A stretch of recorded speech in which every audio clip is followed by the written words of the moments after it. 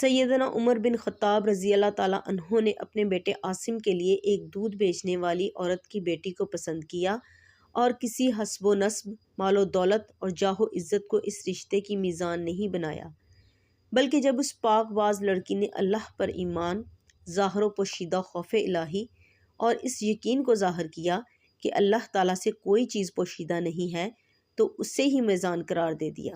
وہ لڑکی کوئی جاہ و مال نہیں رکھتی تھی، قسم و پرسی کی حالت میں تھی۔ ہوا کچھ یوں کہ سیدنا عمر رضی اللہ تعالیٰ عنہ رعایا کی خبر گیری کے لیے نکلے ہوئے تھے، تو ایک عورت کی آواز سنی جو اپنی بیٹی سے کہہ رہی تھی، اٹھو اور دودھ میں پانی ملا دو۔ بیٹی نے کہا، آپ کو معلوم نہیں کہ امیر المومنین نے کیا حکم دے رکھا ہے؟ عورت نے کہا، بیٹی کیا حکم دے رکھا ہے؟ وہ بولی، ان کے منادی نے اعلان کیا ہے کہ دودھ میں پانی نہ ملایا جائے۔ عورت نے کہا، بیٹی اٹھو اور دودھ میں پانی ملا دو، تو ایسی جگہ ہے جہاں سے عمر رضی اللہ تعالیٰ عنہ دیکھ رہے ہیں، نہ ان کا منادی۔ لڑکی فوراً بولی، اماں جان، اگر عمر رضی اللہ تعالیٰ عنہ نہیں جانتے تو ان کا اللہ تو جانتا ہے۔